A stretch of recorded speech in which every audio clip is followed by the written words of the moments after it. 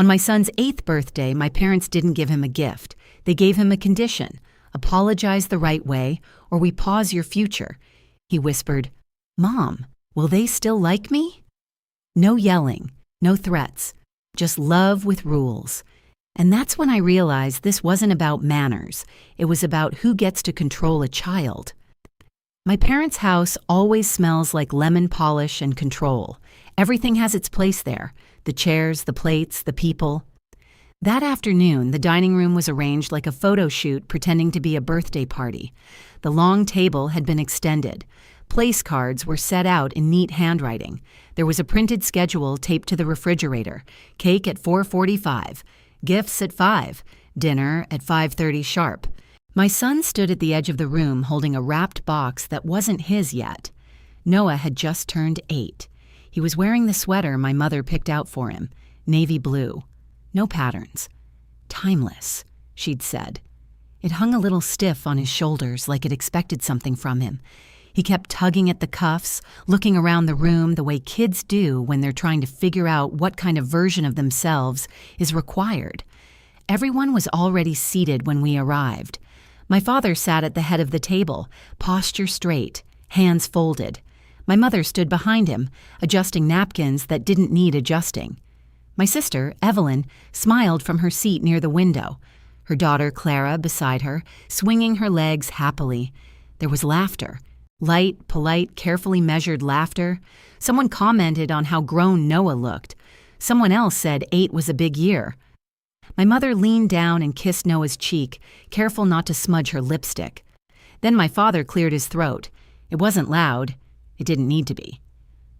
"Before we move on," he said calmly, "there's something we should address." The room shifted. Not dramatically. Just enough. My father turned his attention to Noah, not unkindly, but not warmly either. The way you might look at a student before correcting a mistake.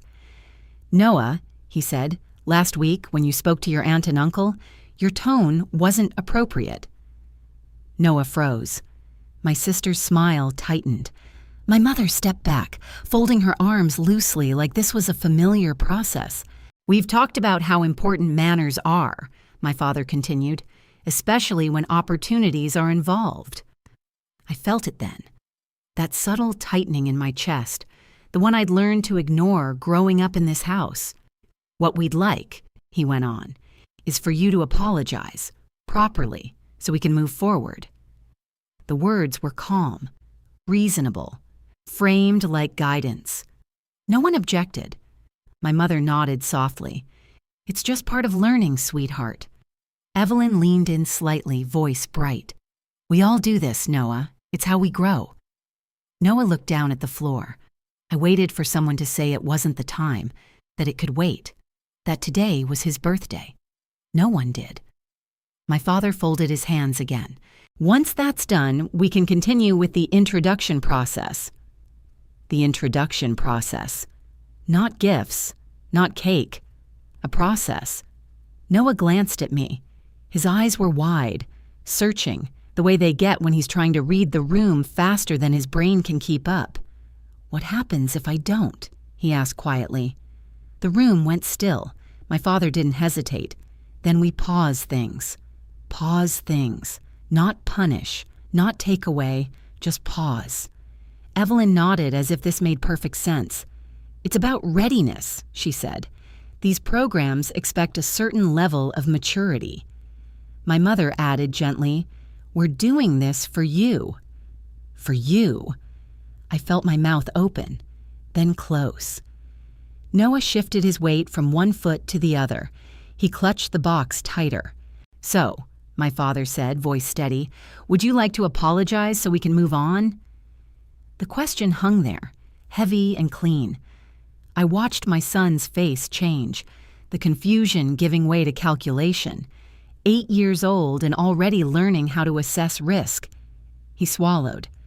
"I'm sorry," he said softly, "for being rude." My father smiled. "Just a little." "Good," he said. "That's a start." The room relaxed. Conversation picked back up. Someone reached for the cake knife. Noah didn't smile. He stood there, apology delivered, hands empty now. The box still unopened. I realized then that this wasn't about what he'd said the week before. It wasn't even about manners. It was about compliance. And everyone in that room understood the rules well enough not to question them. My mother clapped her hands lightly. All right, gifts next. Noah finally sat down when I touched his shoulder. His legs didn't swing like Clara's did. He kept his feet planted firmly on the floor, like he wasn't sure how much space he was allowed to take up. I watched my parents, my sister, the careful choreography of it all, the way love was offered with terms and conditions, the way obedience was framed as growth. At one point, Noah leaned toward me and whispered, barely audible, "Mom?" "Yes, baby." "If I didn't say sorry," he asked, "would I still get to go to the new school?" The question landed harder than anything that had been said out loud. I looked at him, really looked at him, the way his shoulders were slightly hunched, the way his voice stayed low, like volume itself was dangerous. I didn't answer right away. The cake candles were being lit. 8 small flames flickered in a row. My father began counting down. 8, 7, 6. Noah waited for my answer. I opened my mouth, and then the room filled with applause, drowning out everything else. "Make a wish," my mother said brightly. Noah closed his eyes. I wondered what kind of wish an 8-year-old makes when he's already learned that love comes with a checklist. We left my parents' house just after 6. The sky was already dark, winter settling in early like it always does there. The porch lights came on automatically as we stepped outside, warm yellow against the cold. My mother stood in the doorway and waved, her smile fixed, practiced. My father didn't follow us out. He never did when things went the way he wanted. Noah climbed into the back seat without being asked. He buckled himself in, hands moving carefully like he didn't want to make a sound. I slid into the driver's seat and shut the door. The car felt smaller than usual, like the walls had leaned in. I started the engine. The radio came on, low. Some talk show host laughing at something unimportant. I turned it off. We pulled away from the curb. Snow crunched under the tires. The house disappeared in the rearview mirror, still glowing, still perfect. At the first red light, Noah spoke. "If I say sorry faster next time," he said, staring straight ahead, "do you think Grandpa will be happier?" I tightened my grip on the steering wheel. "There doesn't have to be a next time like that," I said carefully. He nodded, but I could tell he didn't believe me. The light stayed red. A car pulled up beside us, music thumping, someone laughing loudly. It felt like another world. Noah tugged at the cuff of his sweater. "I didn't mean to sound rude," he said. "I just didn't understand what Aunt Evelyn was talking about." "I know. I wasn't trying to be bad." "I know," I said again. He was quiet for a few seconds. Then, very softly, "If I don't say sorry, do they stop liking me?" The question was simple. That was what made it dangerous. I glanced at him in the mirror. His face was calm in that way kids get when they're trying to be brave, when they think the answer might hurt so they prepare for it. The light turned green. I drove. "Noah," I said, "people don't stop liking you because you ask questions." He nodded again, a small movement, like he was filing that away for later review. "Okay," he said, "I'll remember that." But I knew he wouldn't. Not really. Not yet. At the next red light, he leaned forward slightly. "So, do I still get to eat cake?" he asked. I let out a breath I didn't realize I'd been holding. The question was so normal, so 8 years old, it nearly broke me. "Yes," I said. "You absolutely get to eat cake." "Even if I mess up?" he asked. "Even then." He considered this. "Okay." The rest of the drive passed quietly. Streetlights flickered by. Houses blurred together. Decorations hung from porches, blinking in steady rhythms. When we got home, Noah kicked off his shoes and went straight to the kitchen. He opened the cabinet where we keep the plates and pulled out the one with the chipped edge. His favorite. I watched him do it, noticed how comfortable he looked in our small space, how unguarded. I cut 2 slices of cake and slid one toward him. He ate slowly, like he was still waiting for someone to say something. "Mom?" he asked, mouth full. "Yes?" "When Grandpa says I need to understand my place," he said, "what place is that?" There it was. I sat down across from him. The table wobbled slightly when I rested my elbows on it. I'd meant to fix that months ago. Somehow it felt important now. "Your place," I said, choosing my words, "is with people who listen to you." He frowned. "But Grandpa listens." "Grandpa listens for agreement," I said. "That's different." Noah looked down at his cake. He scraped frosting off the top with his fork, lining it up neatly on the side of the plate. "I said sorry," he said, almost to himself, "so everything would be okay." Something twisted in my chest. "Why did you think that?" I asked. He shrugged. "Because when I say sorry, people stop being mad." I nodded slowly. "Does it work every time?" I asked. He thought about it. "Most times."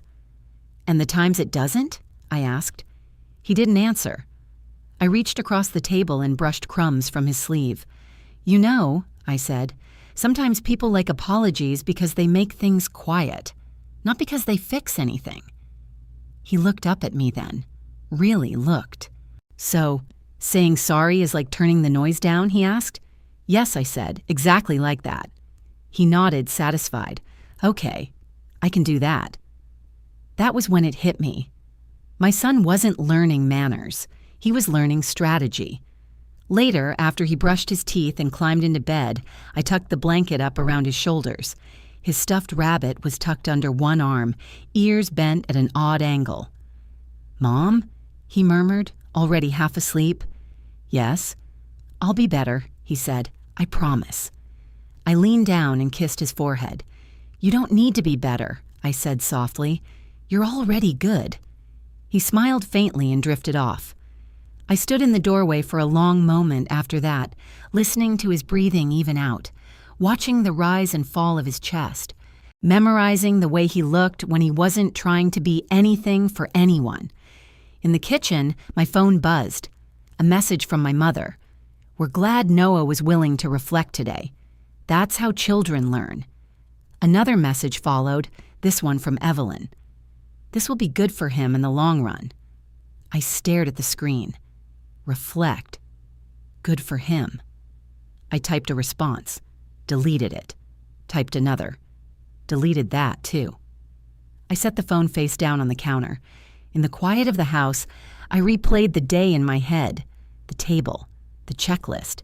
The way everyone had waited for Noah to comply before allowing the party to continue. I thought about the way he'd asked if they'd still like him. And I realized something that made my stomach go cold. My son was learning to apologize before anyone accused him of anything. He was learning to edit himself in advance.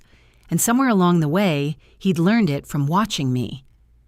I turned off the kitchen light and stood there in the dark, listening to the hum of the refrigerator, the soft ticking of the clock on the wall. Tomorrow, my parents would act like nothing unusual had happened. But something had shifted, and I wasn't going to smooth it over this time. The messages didn't arrive all at once. They never do. They came spaced out over a few days, like gentle taps meant to feel reasonable instead of heavy, the kind that give you time to doubt yourself between each one. The first email arrived 2 mornings after Noah's birthday. It was from my mother. The subject line read, "Following up." No greeting. No warmth. She wrote that she'd been thinking about the weekend and wanted to make sure we were aligned. She reminded me how important consistency was for children, how confusing mixed signals could be. She said my father had always believed structure was love and that it had served our family well. At the end, she added a single sentence. "We'll hold off on submitting any recommendation letters until Noah demonstrates readiness. Hold off, not remove, not deny, just hold." I stared at the screen, coffee cooling in my mug, the house quiet around me. Noah was at school. The silence should have felt peaceful. Instead, it felt like a waiting room. That afternoon, another message came, this one from Evelyn. She wrote the way she always did, careful and friendly, like she was explaining something to a colleague who just needed a bit more context. She said she hoped I understood that no one was trying to punish Noah. This wasn't about consequences, she assured me.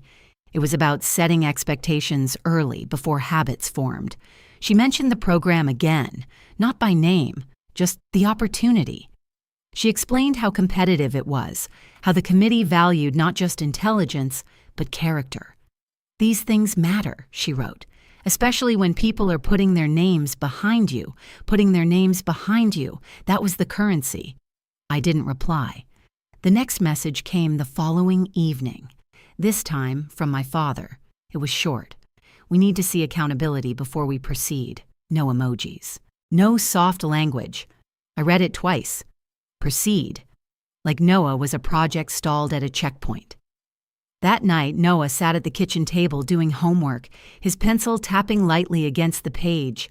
He kept glancing up at me, then back down, like he was waiting for instructions that hadn't arrived yet. "Mom," he said finally, "did I do something wrong again?" "No," I said too quickly. He studied my face. "You sure?" "Yes." He nodded, but his shoulders didn't relax. "Grandma says learning takes practice," he said. "Maybe I need more practice." "Practice at what?" I asked. He shrugged. "At being better." The word hung there between us. I reached across the table and turned his worksheet so I could see it. Math problems, simple ones. He knew the answers. He always did. "You don't need practice being better," I said. "You're learning like everyone else." He smiled a little, then went back to his work. After he went to bed, I opened my laptop. I pulled up the messages again, read them slowly this time, not for tone, but for content. Hold off, readiness, accountability. None of it sounded cruel. That was the point. It sounded responsible. I opened a blank document and started listing what my parents and sister actually controlled. Letters of recommendation, introductions, priority consideration, not money, not tuition, not anything that could be clearly labeled as punishment, just access. I thought back to my own childhood, to the way disagreements had quietly closed doors, to how opportunities seemed to vanish if you asked too many questions. I told myself that was just how things worked, that it wasn't personal. Now I saw it clearly. Love, in my family, was conditional, and the conditions were always implied, never written down. The next morning, another email arrived, this one from my mother again. She wrote that she hoped Noah had been reflecting, that growth often came from discomfort, that children needed guidance more than reassurance. At the bottom, she added, "Let us know when he's ready to move forward." I closed my laptop. Noah came into the kitchen, backpack slung over one shoulder, hair sticking up in the back. "Do I need to say sorry again?" he asked. "No," I said. "Are you sure?" he pressed. "Yes," I said, slower this time. He nodded, but I could see the doubt lingering. He'd learned not to trust certainty when it wasn't backed by authority. After I dropped him off at school, I sat in the car for a long moment before driving away. I watched parents hurry their kids inside, heard snippets of conversation, normal things. I realized then that my family wasn't asking for an apology. They were asking for submission. They wanted Noah to learn that access to the future required compliance in the present. That evening, my father called. I let it ring twice before answering. "Emma," he said, voice calm, "we're concerned." "About what?" I asked. "About the pattern," he replied. "No one needs to understand expectations. Otherwise, we can't advocate for him." "Advocate? There's nothing to advocate for," I said. "He's 8. There was a pause. "You're being emotional," my father said. "This is about preparation." "For what?" I asked. "For the world," he said. I looked around my kitchen. The uneven table, the magnet-covered fridge, the quiet. "If this is the world," I said, "then I don't want him prepared for it this way." Another pause. Longer this time. "We're trying to help," my father said, "but we can't do that if you undermine the lesson." "I'm not undermining anything," I said. "I'm protecting my son." He exhaled slowly. "Think about what you're risking." The call ended shortly after that. That night, Noah asked if he could sleep with his door open. I said yes. As I turned off the lights, I caught my reflection in the hallway mirror, tired, alert, awake in a way I hadn't been before.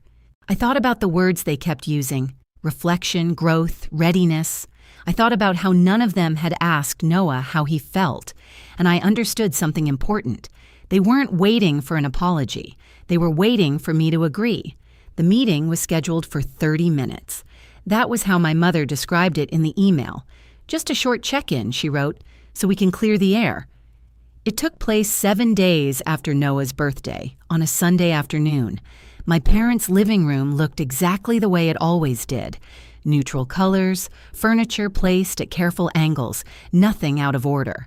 The chairs were arranged in a loose circle, close enough to suggest warmth, far enough apart to keep everyone in their place.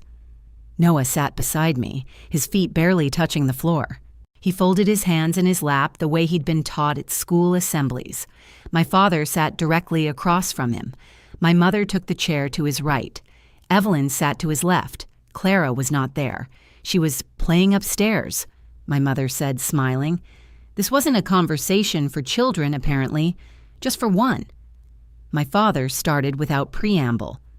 We want to make sure Noah understands expectations going forward, he said.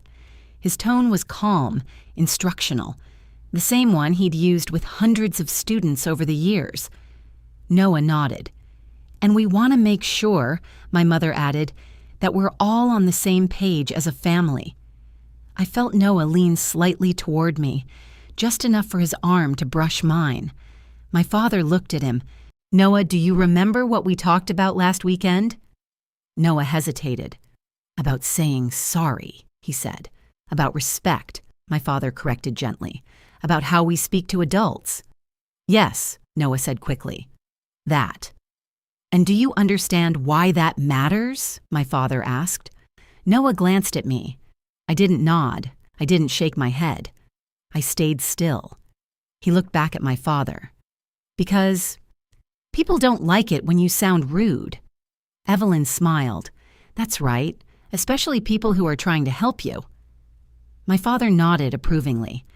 When people advocate for you, their reputation is involved. That's something you'll understand better as you get older. Noah swallowed. I handled things this way with your mother and your aunt, my father continued. And they turned out just fine. He said it with confidence, with certainty, like evidence. I felt something tighten behind my ribs. My mother leaned forward.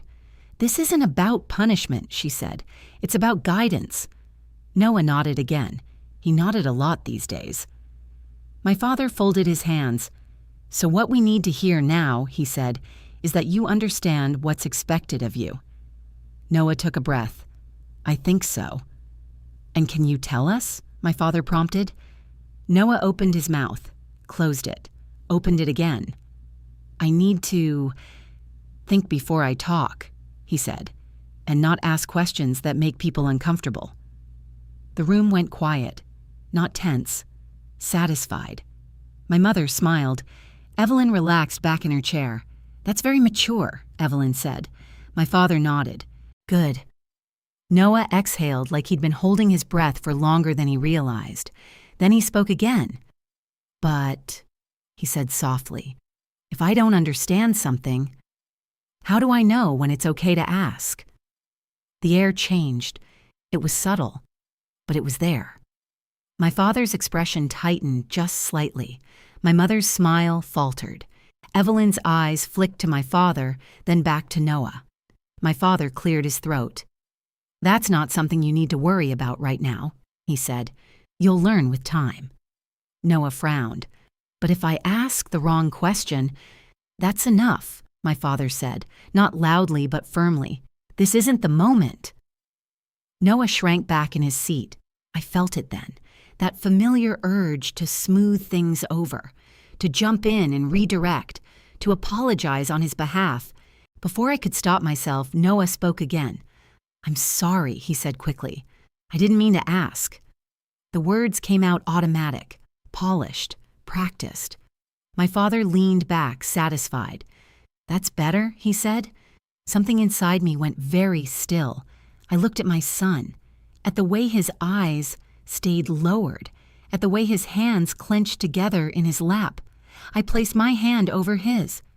"Noah," I said quietly. He looked up at me, startled. "You don't need to apologize for asking a question," I said. The room froze. My mother's smile vanished. Evelyn straightened in her chair. My father's eyes narrowed. "Emma," he said, warning in his voice. "No," I said, calm, clear. "He doesn't." "This isn't helpful," my mother said quickly. "We're trying to have a constructive conversation." "You are," I said. "He isn't." My father leaned forward. "You're undermining the lesson." "I'm interrupting it," I said. "There's a difference." Noah looked between us, confused, his hand tightening under mine. "I didn't mean to cause trouble," he said, his voice barely above a whisper. My heart broke a little more. "You didn't," I said. "You asked a normal question." My father stood. The movement was deliberate, controlled.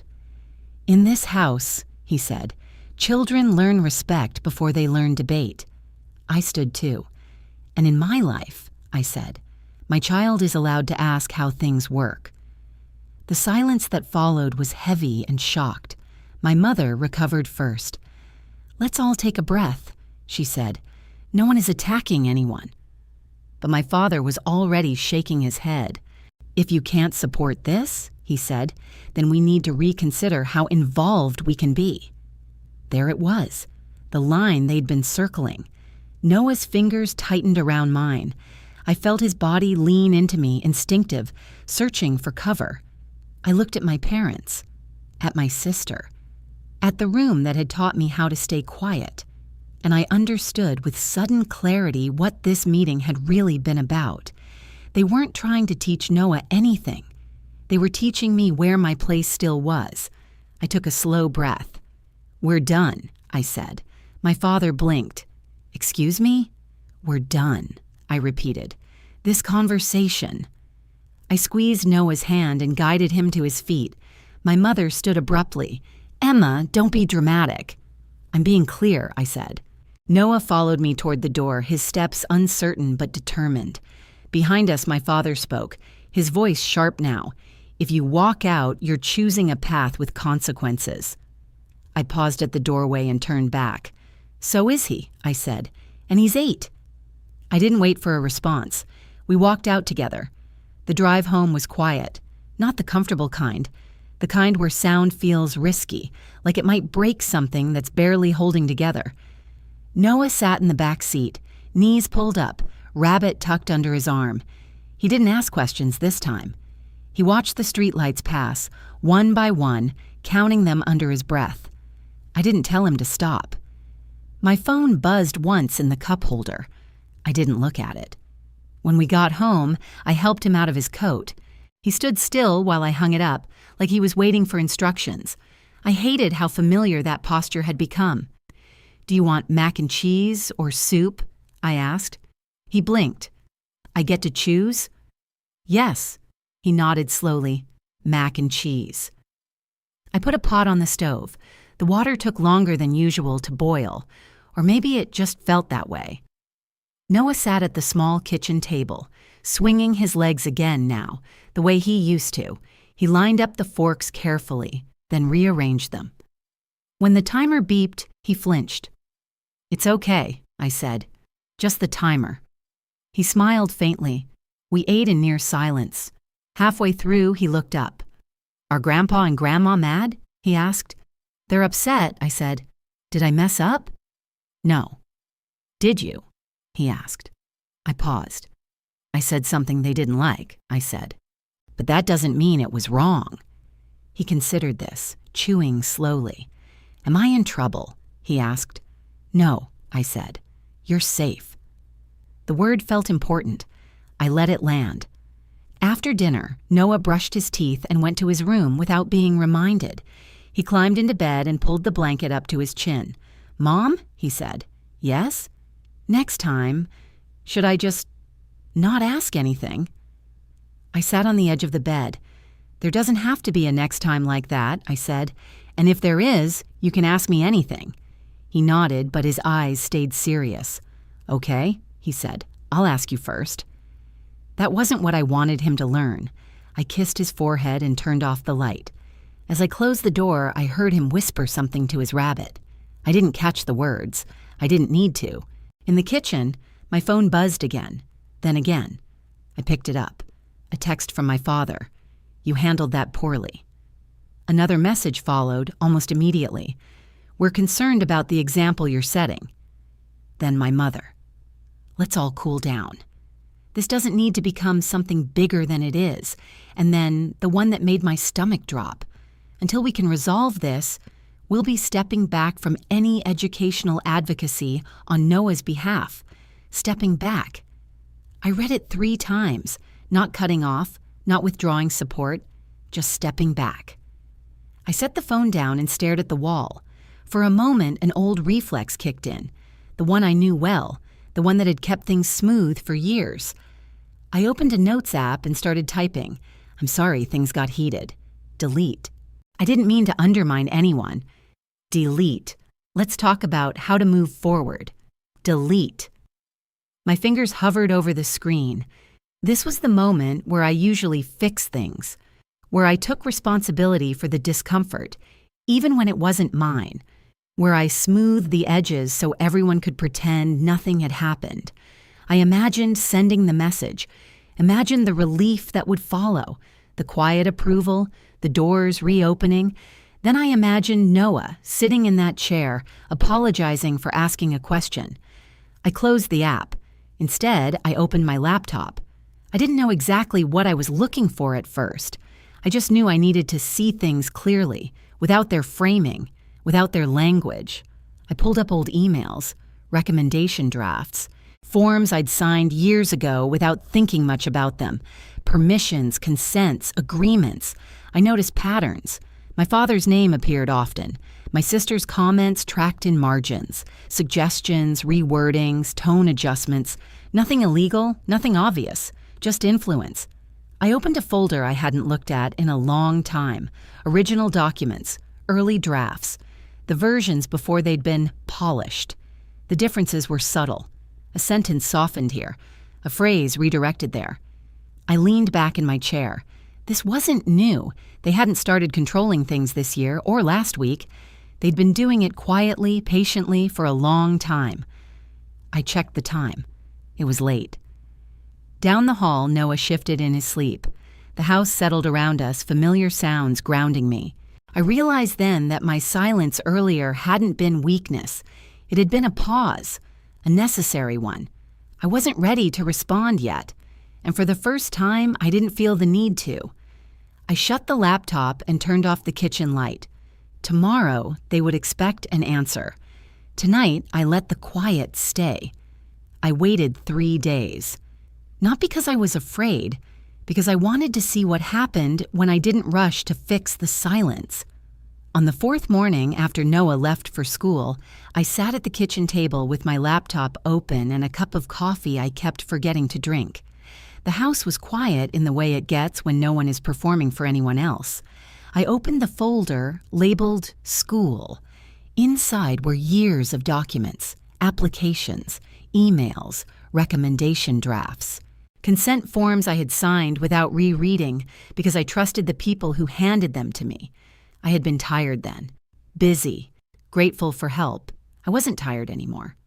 I started with the recommendation letters. There were 3 versions of the same letter for Noah, written over time. The earliest one was mine, simple, direct. It talked about his curiosity, his questions, his kindness.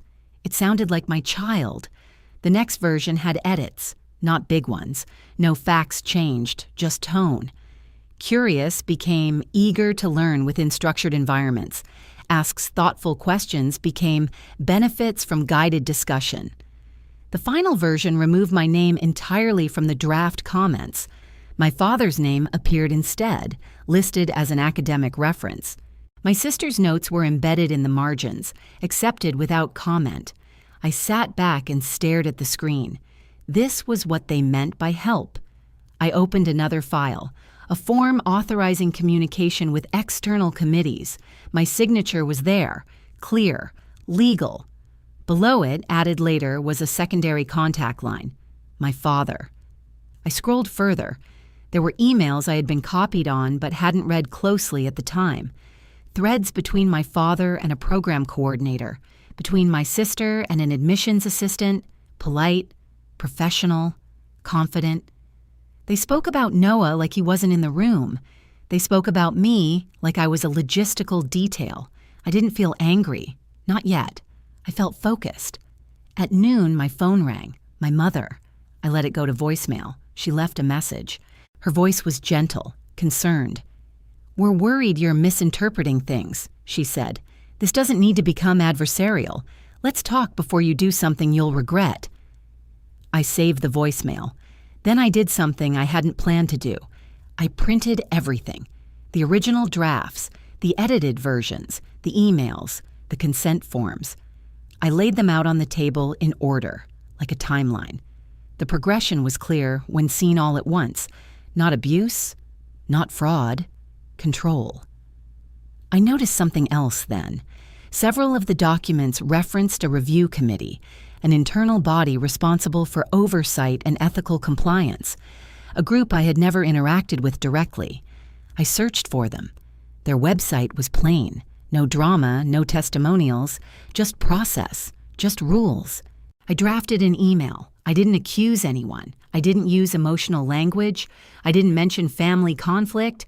I wrote that I was the legal parent of a minor applicant, that I had concerns about third-party influence in the preparation of academic materials, that I was requesting a review for clarity and compliance. I attached the original documents. Then I stopped. I reread the email twice, 3 times. This was the point of no return, not legally, socially. Once sent, I wouldn't be able to pretend nothing had happened. I thought about Noah's question, about whether he would still be liked, about whether asking was allowed. I clicked send. The confirmation ping was quiet, anticlimactic. I expected to feel something dramatic. Instead, I felt steady. That afternoon, I picked Noah up from school. He climbed into the car, backpack thumping against the seat. "How was your day?" I asked. "Good," he said. I asked my teacher why the sky looks white sometimes. "And?" "She said it was a good question," he replied, smiling. "She explained it." I swallowed. "That's great," I said. At home, he spread his homework out on the table. I watched him work, noticed how relaxed his shoulders looked when he wasn't being watched for mistakes. My phone buzzed in the evening, an email response, short, professional. They thanked me for reaching out. They acknowledged receipt of the documents. They informed me that the materials would be forwarded to the Compliance and Ethics Review Team for assessment of potential conflicts of interest. No opinions, no promises, just process. I forwarded the email to myself and saved it in a new folder. I named it Originals. Later that night, my father called. I answered. "What did you do?" he asked, skipping any greeting. "I asked for clarity," I said. There was a pause. "You escalated this unnecessarily," he said. "These committees don't understand family context." "They understand procedure," I replied. "You're making this difficult," he said. "I'm making it accurate," I said. Silence. "You're risking Noah's future," he said finally. I looked down the hallway toward my son's room. His door was open, light spilling out. He was humming to himself as he built something on the floor. "No," I said. "I'm protecting it." The call ended shortly after that. I stood there for a moment, phone in my hand, heart steady. For the first time, the power in the conversation had shifted. Not because I had raised my voice, because I had stopped asking permission. The response didn't come with drama. It came with an automated subject line and a timestamp. 3 days after I sent the documents, an email arrived at 9:12 a.m. while I was standing at the kitchen counter rinsing a mug I hadn't used. The tone was neutral, almost bland. They confirmed that a review had been opened. They confirmed that all related materials were temporarily paused. They confirmed that any further communication regarding Noah's application would go through verified channels only. That was it. No accusations, no judgments, no reassurances. Just a door quietly closing. I felt it in my body before I understood it intellectually. The tension I'd been carrying in my shoulders eased, just a fraction, enough to notice. At noon, my mother called again. This time, I answered. "Emma," she said, breathless. "Why is the program saying they can't discuss anything with us?" "With you," I corrected. There was a pause. "We're family," she said. "This doesn't make sense." "It makes perfect sense," I replied. "I'm Noah's legal parent." "You didn't need to involve outsiders," she said. "We could have handled this internally." "That's the problem," I said. "You already were." Her voice tightened. "We were helping." "You were deciding," I said. She exhaled sharply. "Your father is very upset." "I know. He feels betrayed," she added. I pictured my father, phone in hand, jaw set, already framing the story where he was the injured party. "I didn't betray anyone," I said. I stopped participating. That afternoon, Evelyn texted. "You really didn't need to do this," she wrote. "You're making everyone uncomfortable." I stared at the message for a long moment. Uncomfortable, not harmed, not wronged, just uncomfortable. "This affects Clara too," she added. "Think about the bigger picture." I didn't reply. By the next morning, the ripple had spread. An email from the program coordinator confirmed that all recommendation pathways connected to my family were under review for conflict of interest. Another message followed, this one copied to several administrative addresses, stating that until the review concluded, no informal advocacy would be considered. Informal advocacy. That phrase felt important. It was the thing my parents had relied on for years, the quiet leverage, the phone calls that didn't leave a paper trail, the introductions made at the right moment, gone.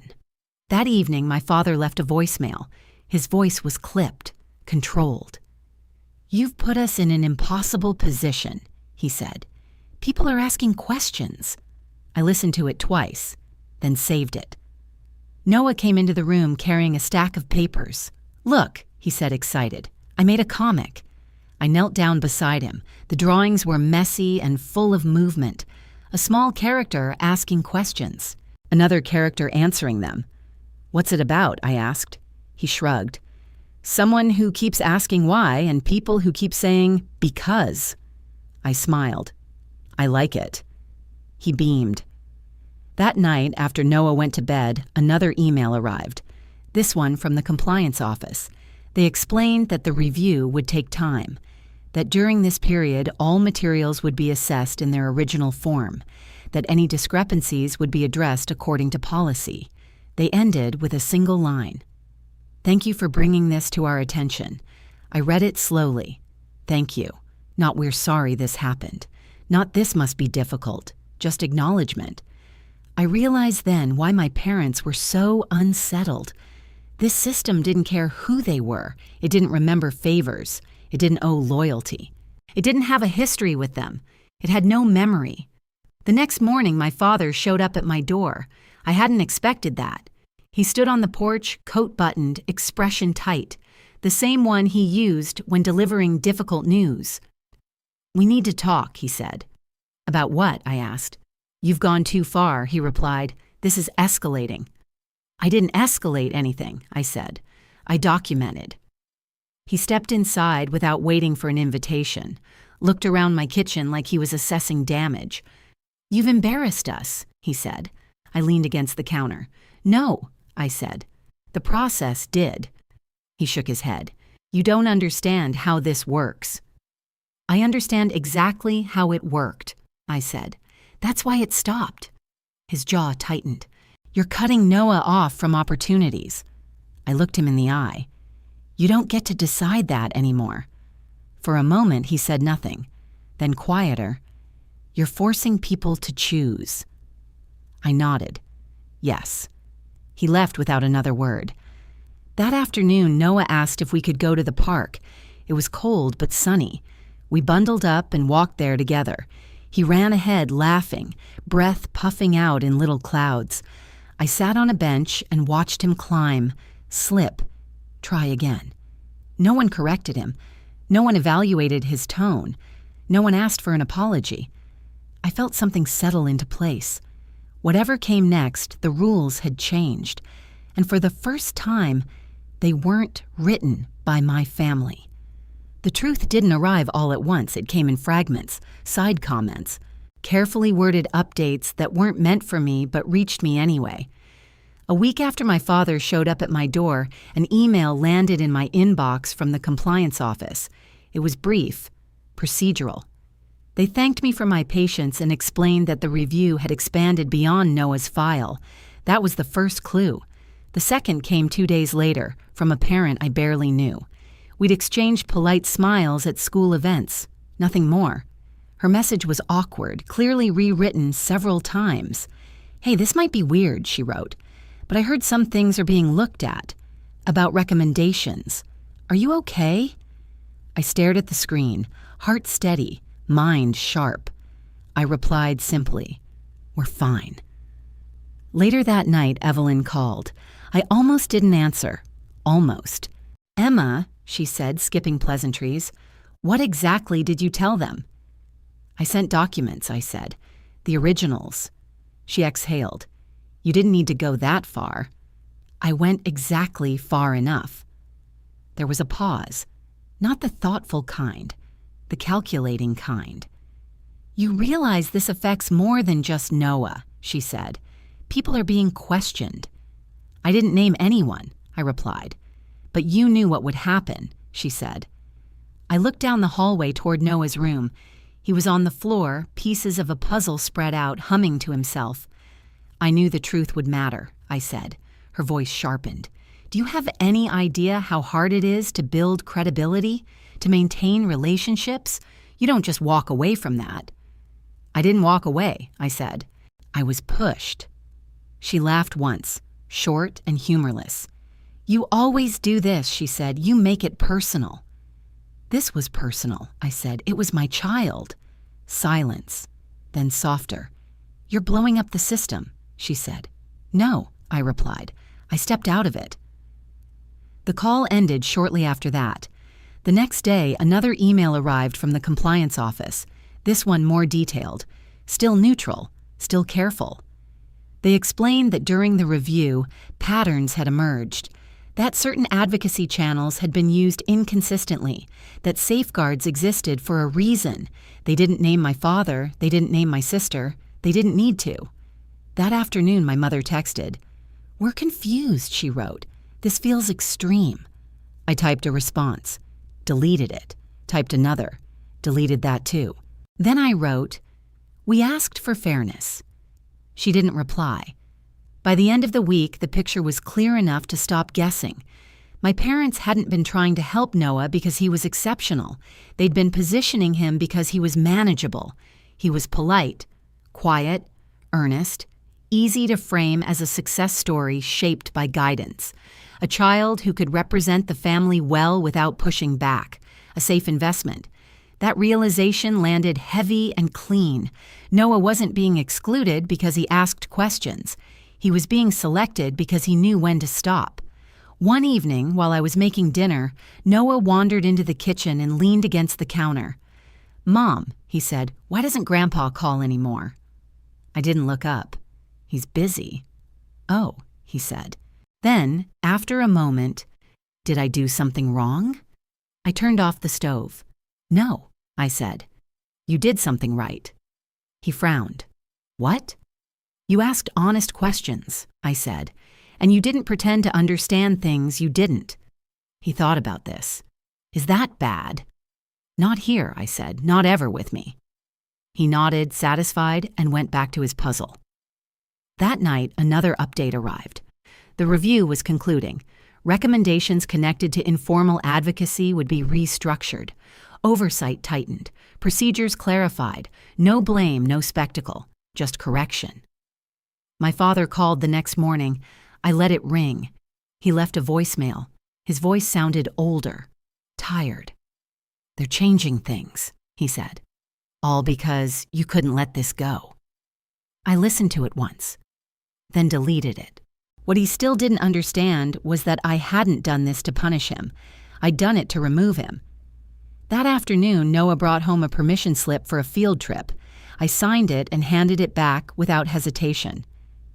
"Do they need Grandpa's name?" he asked casually. "No," I said. "Just mine." He smiled. We sat at the table that night, the same uneven one, and worked on homework together. He asked why fractions worked the way they did. I explained as best I could. When I didn't know, I told him that too.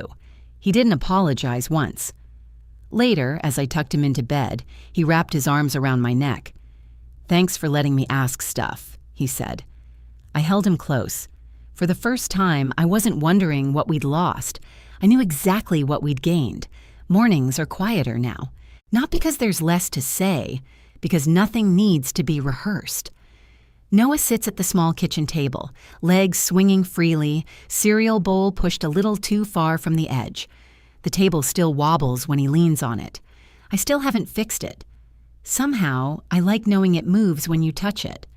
Outside, the sky is gray and ordinary. No big announcements, no deadlines taped to the fridge, just another school day. "Mom," Noah says, spoon hovering midair, "what if I'm not the best at something?" I look up from my coffee. "At what?" "At school," he says, "or sports, or anything." I think about how carefully that question would have been handled in my parents' house. The reassurance wrapped in expectation, the reminder to try harder, to be worthy. "You don't have to be the best," I say. "You just have to be honest." He frowns. "Honest how?" "About what you like, what you don't understand yet." He considers this.